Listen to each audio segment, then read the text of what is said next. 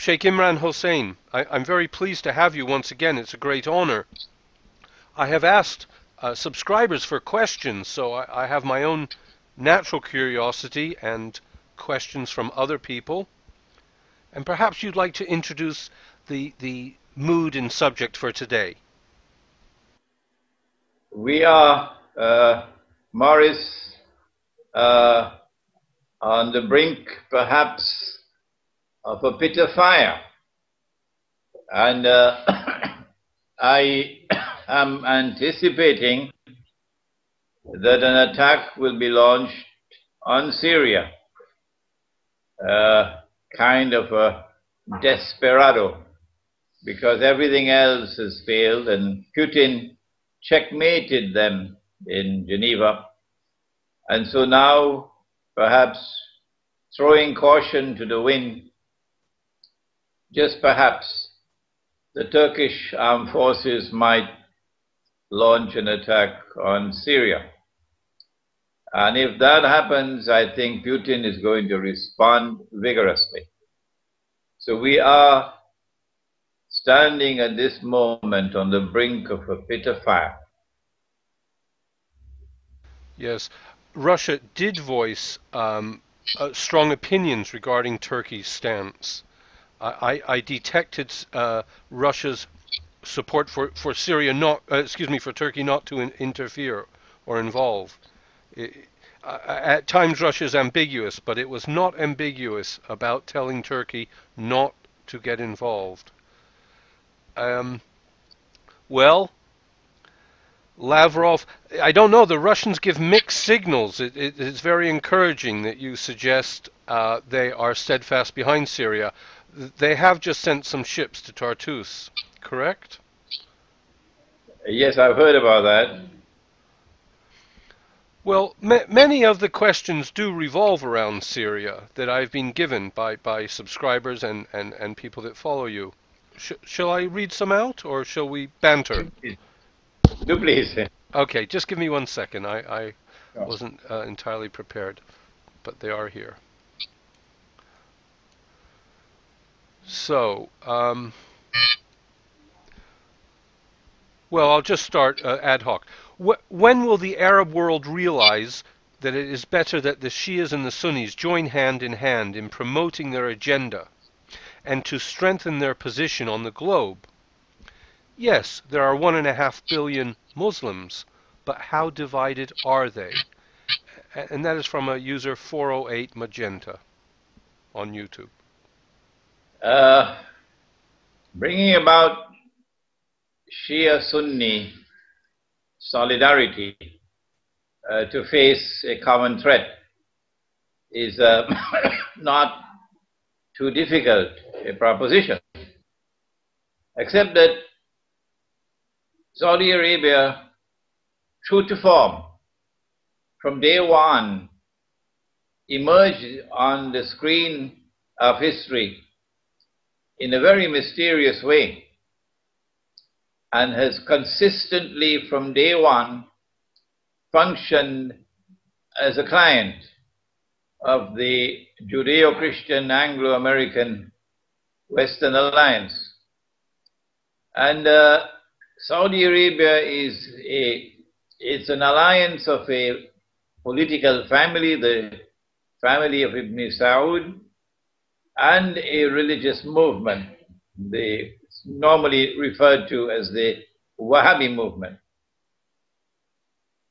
The name Wahhabi has created problems, and so they prefer to be called Salafi.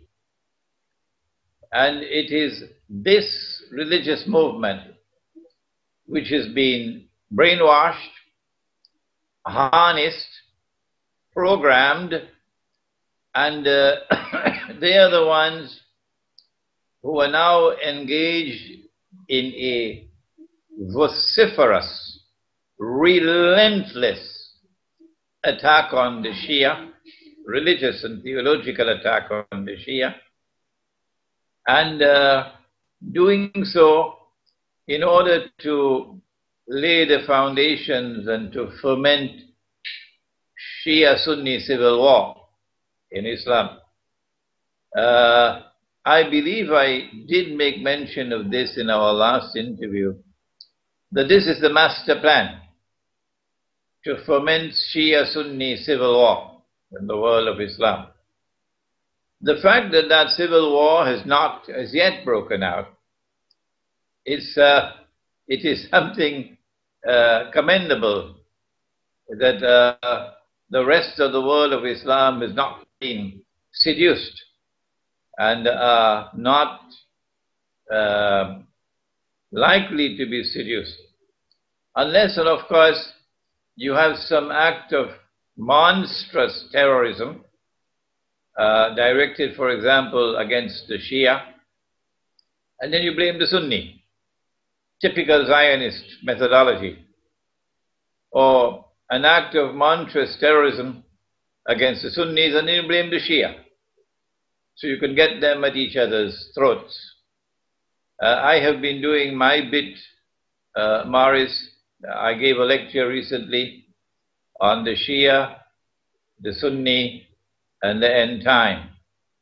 And in that lecture, I pleaded for us to recognize this master plan of seeking to foment Shia-Sunni civil war in the world of Islam, and that we should try to ensure that we do not fall into that trap. And most of my listening audience and viewing audience, fortunately, are in agreement with me. So I have not lost hope. I believe that there is hope that we can avert Sunni-Shia civil war in Islam. They have been successful in the sectarianism of everywhere, Iraq, now Syria. I mean, it is a tactic used.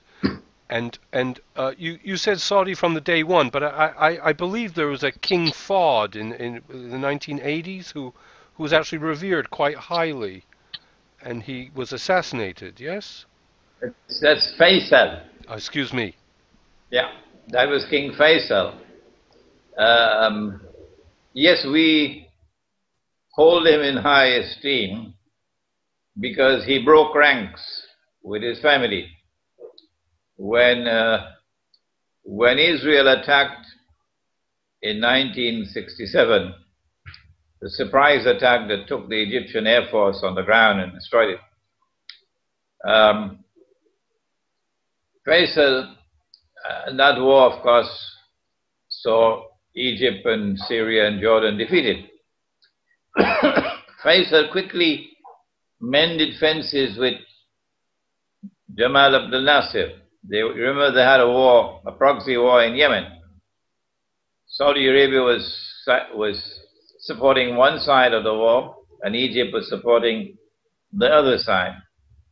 But Faisal moved quickly to mend fences with Nasser, and then to prepare the Arabs for the war of 1973. And in 1973, he was hoping, this was his prayer, that I want to pray in a free Jerusalem, because Israel took East Jerusalem in 1967. So this was a change on the part of the Saudi leadership when Faisal was able to mend fences and build a common bloc. And then in 1973, he went more than that. In 1973, he imposed the oil embargo on the United States. But Kissinger outwitted him. The price of oil rose about 400% as a consequence of that war. The US dollar fell in value by 400% within 1 week, in consequence of that war and the imposition of an oil embargo. But Faisal then went on to forge an alliance with Zulfikar Ali Bhutto in Pakistan. And they then, both of them, achieved the significant success of hosting and organizing the Lahore Islamic Summit Conference in February 1974, and that was a threat that the world of Islam was coming together as a united body. And the Western world and India didn't like that one bit. So the conference took place in February 1974, and India responded 2 months later. Indira Gandhi ordered the first nuclear explosion, and India joined the nuclear club 2 months later to send a message to the world of Islam that we're not going to tolerate your coming together as a united body in the Lahore Islamic Summit Conference. They then responded to that conference in typical Zionist fashion in plotting the assassination of Faisal the next year in August 1975. And as soon as Faisal was assassinated, the Saudi family turned U-turn and returned to the Western camp and has remained there since then as a client state. 2 years later, Zulfikar Ali Bhutto was also overthrown in Pakistan. And so these two major figures who had successfully organized the world of Islam in 1974 in that historic Lahore Islamic Conference were both removed. It is because of this that Faisal has continued to be recognized as someone different from the rest of the Saudi leaders. And we always pray for mercy on his soul. And I've heard you give a lecture on the fact that OPEC was formed with the condition that oil would be traded in dollars. And this, I think, is how you mean he was outwitted. He was outwitted, yes. He was outwitted. Kissinger was brilliant, diabolically brilliant, in that he was able to successfully persuade and convince Faisal that the price of oil is going to go up and up and up and up, and you're going to be getting more and more wealthy beyond your wildest dreams. All that you have to do is to peg the sale of oil to the US dollar. This, of course, is in conflict with the law of Islam. But OPEC was formed as a cartel, and that was also in conflict with the law of Islam. And to violate the free and fair market by insisting that you cannot buy oil other than with US dollars, the bogus and fraudulent US dollar was a great coup on the part of Kissinger, because the US dollar, after 1971, September 71, when Kissinger took it off the gold standard part of Bretton Woods, the US dollar was in a vulnerable position. And as a consequence of this skillful work on the part of Kissinger in getting the Arabs to agree through Faisal to sell oil for to sell oil for the US dollar. And that was the birth of something came to be known as the petrodollar. And that petrodollar kept the US flying high for the next 30, 40 years. Yes. Flying high in B-52s. I have more questions here. Does the Sheikh think the crisis in Syria has caused the foretold split between Gog and Magog? Anonymous question.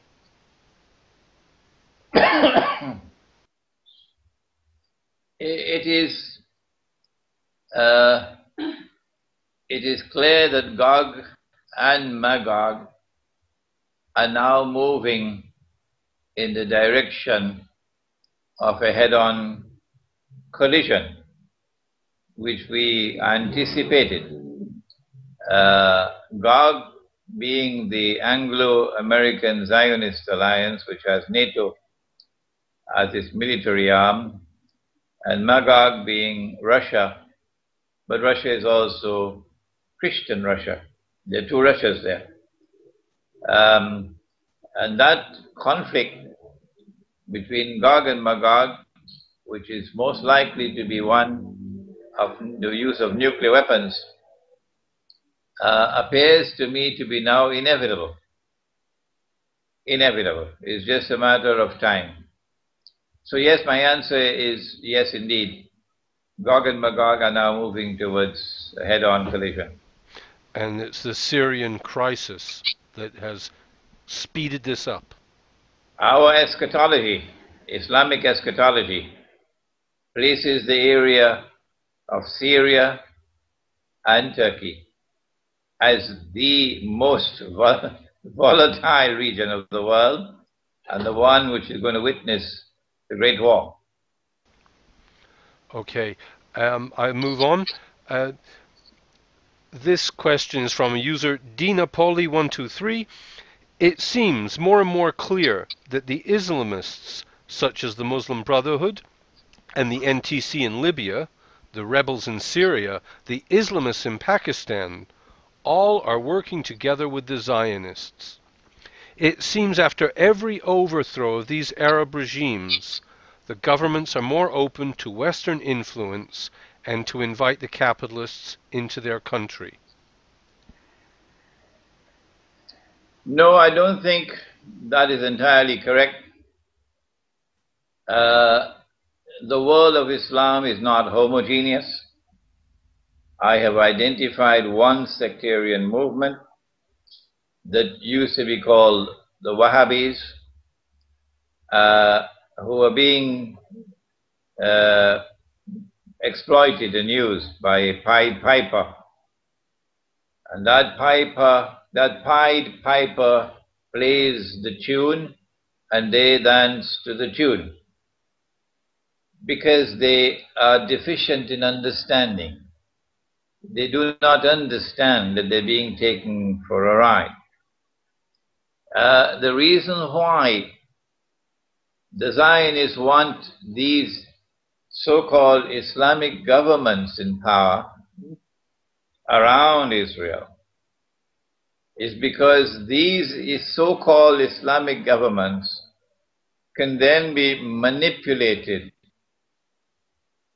by remote control to act in a way that will provide Israel with casus bellum.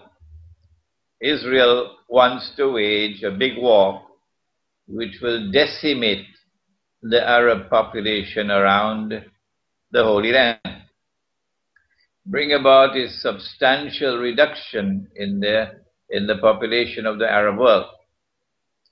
But Israel does not want to wage that big war and appear as an aggressor. So she needs an excuse.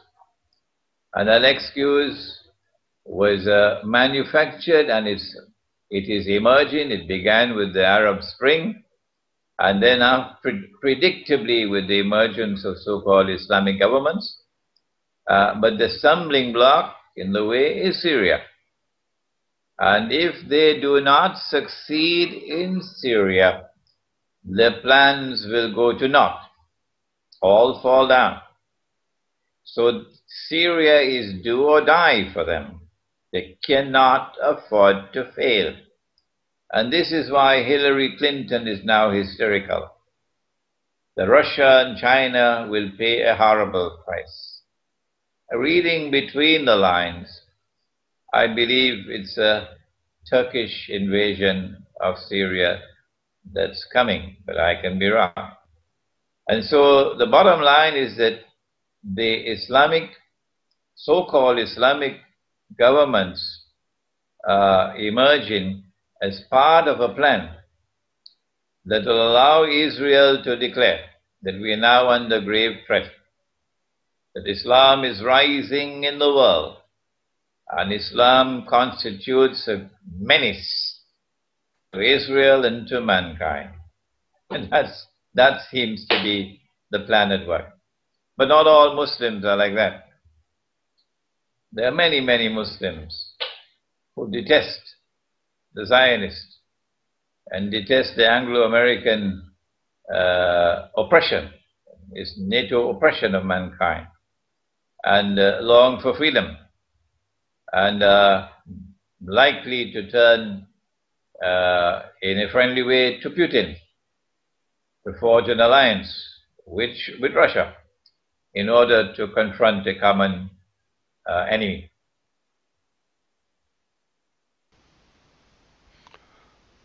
I will continue with the questions, dear Sheikh. This is from Syrian Girl. She's well known on YouTube. Is there an end to the world? Is there an end of the world prophecy in Islam regarding Damascus? Yes, there is. Damascus occupies a very, very important position in Islamic eschatology.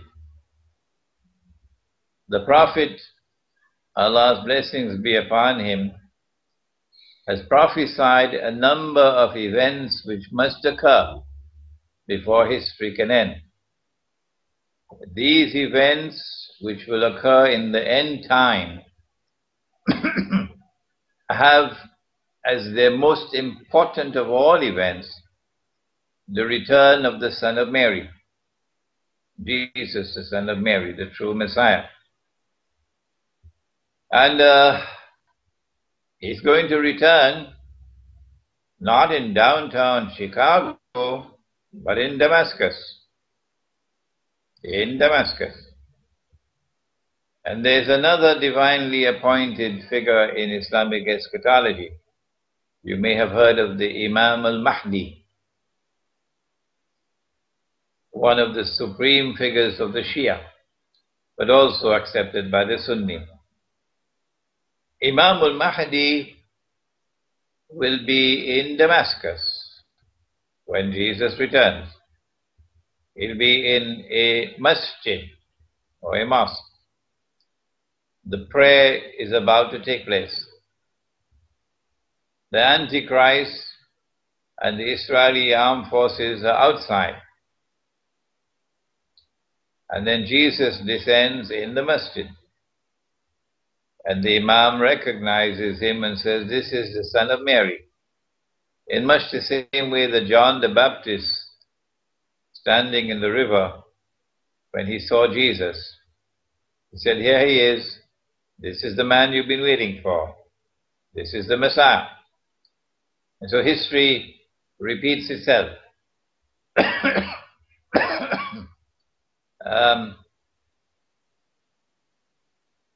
The Prophet said, Allah's blessings be upon him, about the Great War, otherwise known as Armageddon, but we have a different word for it. It's called the Malhama. It's going to be fought by an army which is going to come out of Medina. But Medina means city. So you have the Medina of Chicago, and you have the Medina of New York, and you have the Medina of London. But there's one city in the world which is known as Medina of the Prophet, Madinatul Nabi, which is in Saudi Arabia.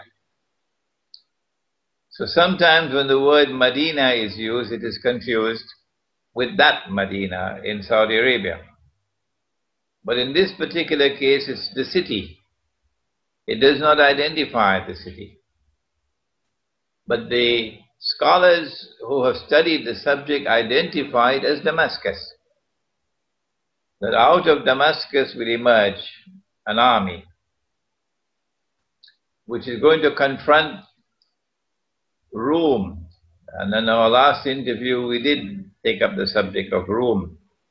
That there was a Rome which was in Rome, in Italy, which was pagan. And then Constantine took it to Constantinople. And that became the second Rome, which was Christian. And then subsequently, some centuries later, Rome then became Christian, discarding its pagan roots. And then when Constantinople was conquered in 1453, Rome then went to Moscow. So in the Quran, when the Quran was revealed, Rome was Byzantium. But prior to the Quran, Rome was in Italy, Rome. So we now have two rooms. We have one which is Eastern Christianity, Byzantium, which has Russia as its headquarters, and a man named Putin is the new emperor of Byzantium. When he visited Israel recently, he was hailed as the new emperor of Byzantium. And then we have the other room, which was pagan, and now is Roman Catholic and Protestant, the Western one. So we have to face an enemy called Rome, which is going to land in that area between Turkey and Syria. And when the armed forces land over there, then this army is going to come out of Damascus to face them. And that's a big war, which we will win. We will defeat them. And when we defeat them, that Muslim army will then go on to conquer Constantinople. Some of the major events still awaiting to occur in history are the return of Jesus, the conquest of Constantinople, which obviously would be liberation from the control of NATO, and the defeat of a Western army in the area between Syria and Turkey. And all of these have Damascus as their central point. So Damascus does play a very central role in Islamic eschatology. Thank you for clarifying that. At one point I thought you were talking about a Damascus army going to fight Rum, which is Russia, but you clarified that. So I'll move on to more questions. Well, there have been increasing rumors and signs of a Zionist attack this summer in the London Olympics and the Big Ben. What is your opinion on this matter? What advice would you give to the people living in the UK? This is from a subscriber of the YouTube channel Daring Dean, and he lists all of your videos. So he forwarded this question.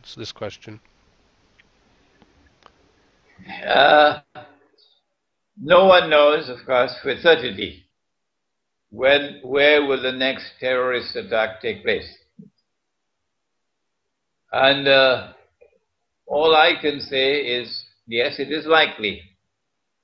We know that this is part of their modus operandi, that they perpetrate false flag terrorism and then put the blame on us, so it can give them an opportunity to wage greater wars. What can we do? There's nothing we can do, nothing, to avert an act of terrorism which is planned in secret. We don't know when it's going to take place, where it's going to take place. But the world is not the world is not a haphazardly constituted world, not in Islam. The world is a moral order. There's a God who watches over all things. And in the Quran, He has assured us that they plan their plans, and I plan my plan, and I am the best of planners. And He's given us the assurance that the historical process is one in which truth must triumph over falsehood. Anything established on the foundations of falsehood, like 9/11, there are normal lies, Morris, and then there are great lies, and then there's 9/11. Anything which is founded on falsehood, on deception, on oppression, must eventually be vanquished, and truth must triumph. Justice must triumph over injustice. And so we prepare ourselves for whatever is to come in late July in London, with the assurance that no matter how great the deception, no matter how horrendous the act of terrorism may be, in the end, truth must triumph over falsehood. That's our response. Thank you. It was very reassuring. One more question from Daring Dean's channel, from subscribers of his. How do we survive the coming wars? Can remote villages in the countryside guarantee the safety of Muslims from the upcoming destruction of the nuclear clash between Gog and Magog? I think the people who are most vulnerable to be wiped out in the coming nuclear war are those resident in North America and Europe. They're likely to be wiped out. And that's because I believe the Zionists have already exploited modern Western civilization to get all that they needed to get from them. They've used them as guinea pigs to fight their wars for them. And now that Israel is poised to take over from the United States as the next ruling state in the world, it is becoming increasingly inconvenient for Israel to have this baggage on its shoulders, modern Western civilization. The modern Western man has a kind of a mysterious energy in him, intellectual energy. If you look at every single branch of knowledge, modern Western man has extended the frontiers of knowledge. If you look at the Olympic Games, modern Western man is winning all the medals. If you look at military power, modern Western man has the greatest military power in the world today. So there's some kind of a mysterious energy in modern Western man, and of course woman. And if modern Western man opens his eyes and begins to see the reality that he has been exploited and taken for a ride by the Zionists, he's being used now as a guinea pig. As Western man opens his eyes and begins to understand the reality, he is already emerging as a formidable threat, more formidable than Muslims. And so I believe the master plan is to get rid of modern Western man before his eyes open big enough to be able to understand and to constitute the gravest of all threats to Israel. The nicest way, the easiest way, the most effective way is to try to foment a clash between the two superpowers. So you have thousands of nuclear weapons being used, one against the other. And that'll be the end of modern Western civilization. What can we do? In Islam, we have the belief that life and death are in the hands of the one God. If He has ordained death, then nothing that we can do can prevent death. And if He has not ordained death, then no one can take our lives. It's called faith. And once you have that faith, you can continue your work. Regardless of what's happening in the world, you continue the struggle until the time comes for you to lay down your burden and go into the earth. But it is permissible for you to make a hijrah or migration, to try to move from a place where there is greater danger to a place where there is greater security. And the most vulnerable place in the world to be today, and for the next 20 years or so, would be in the mega cities. The mega cities. So if you want to survive, your chances are much better if you get out of London and New York and Paris and Chicago and New Delhi and Karachi and Jakarta, and go to the countryside. The more remote the countryside, the better. And produce your own food, because food is increasingly becoming contaminated, becoming more garbage than food. And produce your own food and become self-sufficient in food and in water. And this is your best way of surviving. Words of wisdom, dear Sheikh. Let me move on. More questions. Before you move on, Yes, yes. are you still going to remain in London? I am going to the countryside 2 or 3 times a week.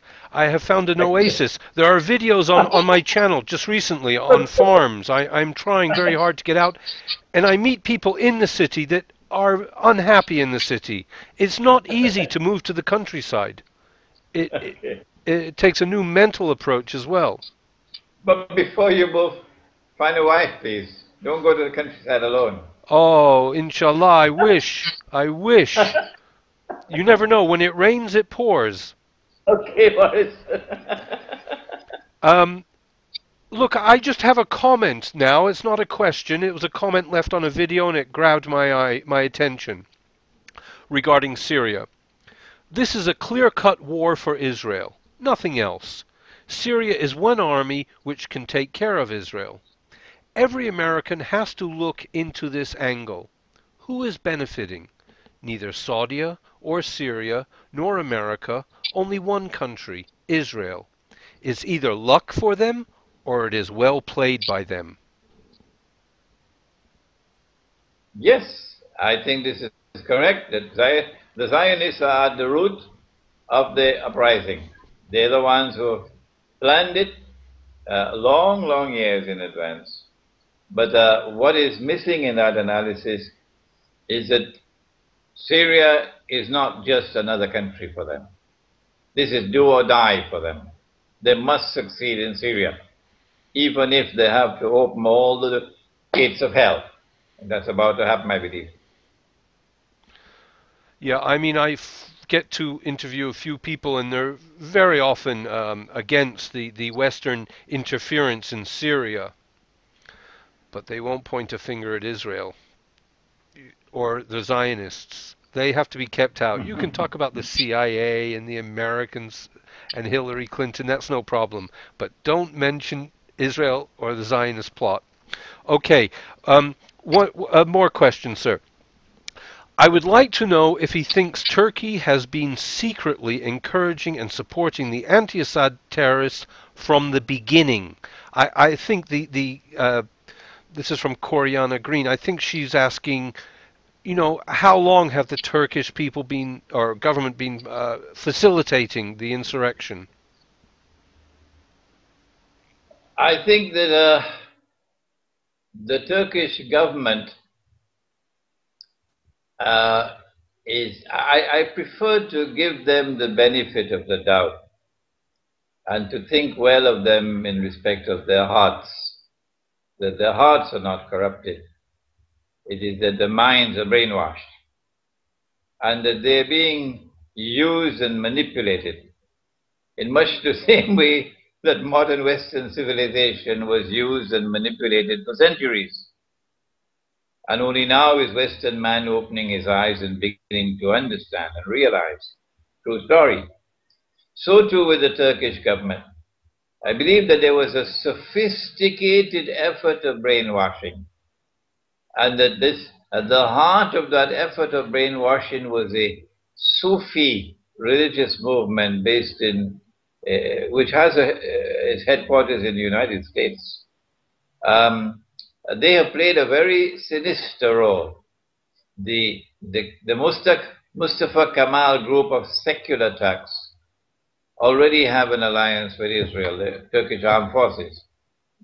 And essentially they're only nominally Muslims. They only have Islam by name. But the Turkish countryside was still Muslim. And it was that Turkish countryside which was targeted by this Sufi movement and brainwashed to produce this government. And this government in turn believes, I believe, that they are doing the right thing. What they did in Libya, they are convinced that they are doing the right thing and this is morally correct. And so it's a case of brainwashing. Uh, I don't think that the Turkish government may have been part and parcel from day one, but along the way they were taken on board. It is a Zionist plot from the very beginning, but the Turkish government and the Turkish armed forces were taken on board. Sorry, not the armed forces, the government. The armed forces may have been there long before, but the government was taken on board later. We don't know, we can't say when it happened, but most certainly, the Turkish government is now comfortable with NATO and comfortable that it's doing the right thing. And this is where the danger lies, that they can be convinced that if they give the approval for an armed invasion of Syria, that they'll be doing the right thing. But they're playing a wrong game, because I believe that Putin is going to respond in a manner which will surprise them for the rest of their lives.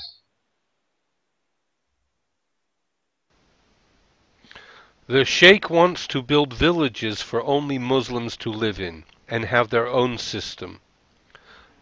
The globe lived among different people. The Muslims have lived, I don't know what, I'm sorry. If somebody sees something bad taking place, he should not run and ignore it. Otherwise, he will be part of the problem. Is that a fair question that has been presented? Well, I think it's a very stupid thing to build a Muslim village with only Muslims. My language is fairly harsh. I say it's a stupid thing. I think you've answered. Remarkably stupid to Good. build a village for only Muslims.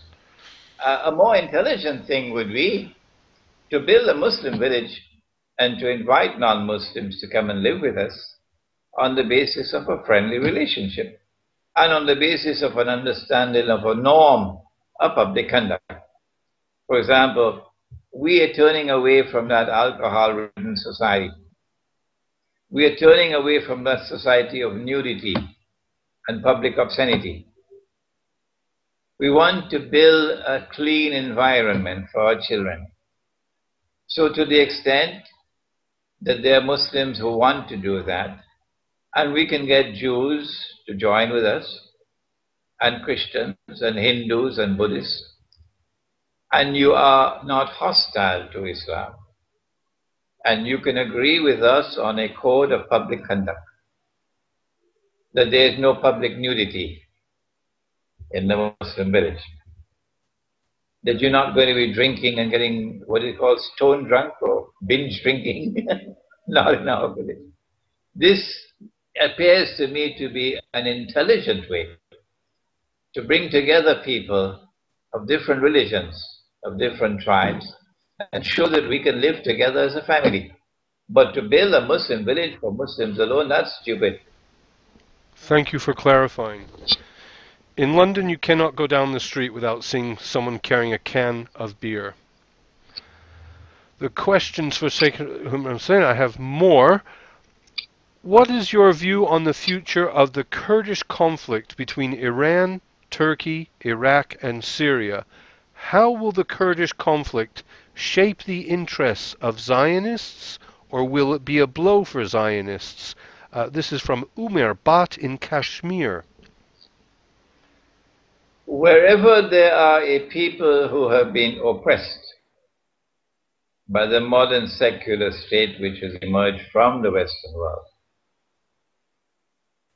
the Zionists would look upon those people as an opportunity waiting to be exploited. And so the more that Turkey oppresses the Kurds, and Iraq and Syria and Iran, oppress the Kurds, deny them their language, deny them their culture, deny them liberty, the more the Kurds are oppressed, the more likely it is that the Zionists will come along one day and say, we can deliver you. we can deliver you from oppression, and then take them for a ride and use them to advance the Zionist agenda. This is I believe, already taking place behind the scenes. It is possible, I can't say for certain, that you may have Kurdish mercenaries already fighting in Syria against the regime.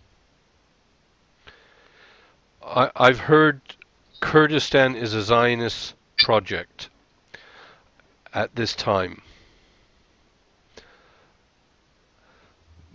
I have a personal question. I don't know what it means, but I'm just reading what is typed. I didn't have time to prepare.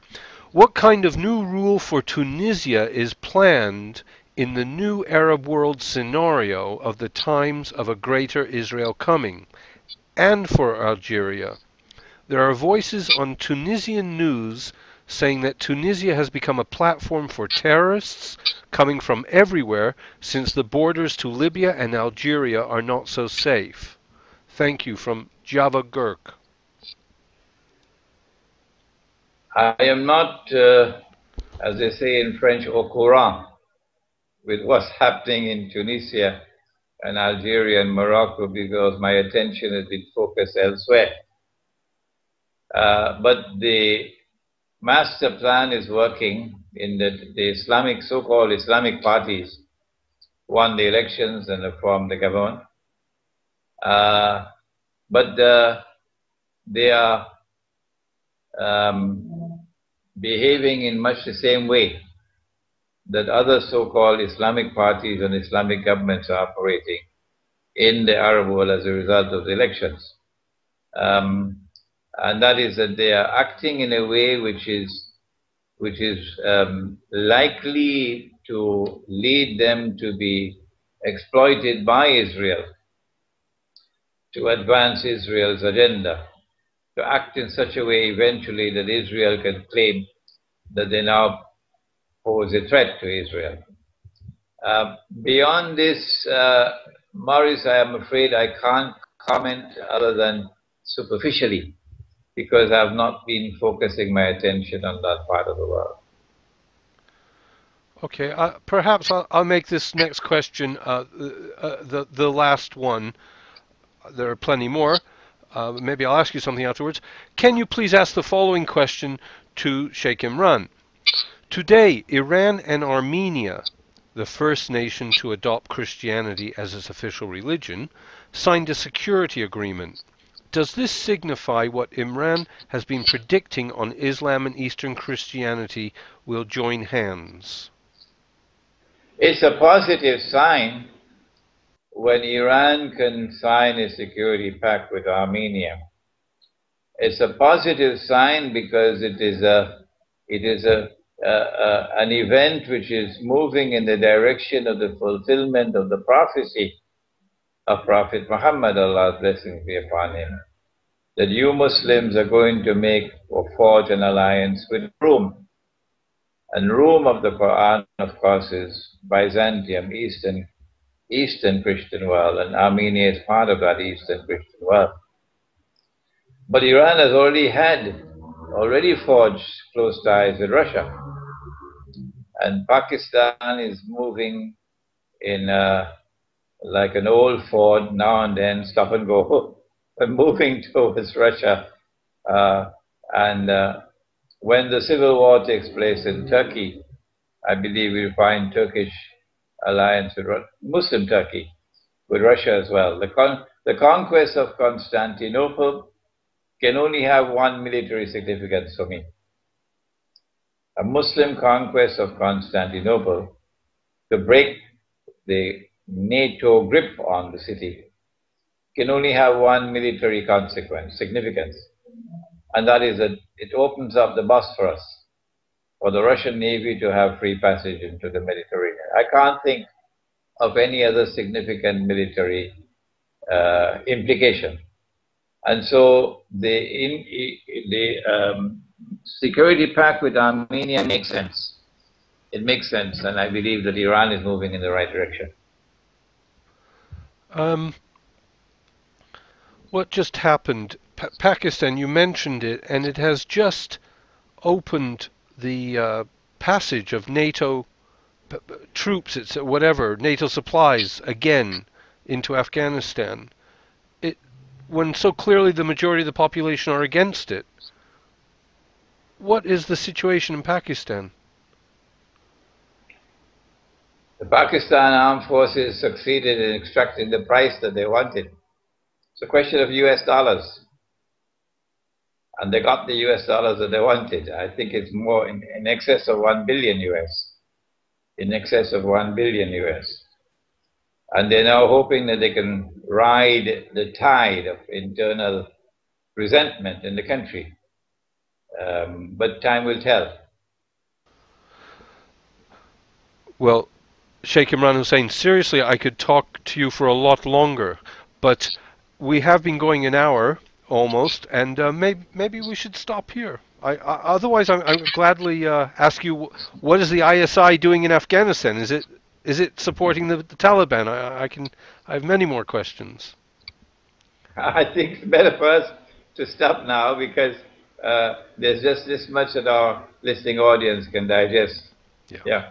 And I don't know much about the ISI, and I don't use the name Taliban at all. I only speak about the authentic Islamic resistance to oppression in Afghanistan. Yeah. Well, I can't thank you enough, and I hope we have you more regularly. You're most welcome, Maris. Most welcome. Thank you, Sheikh Imran Hosein. Thank you. Bye bye. Bye bye. Thank you.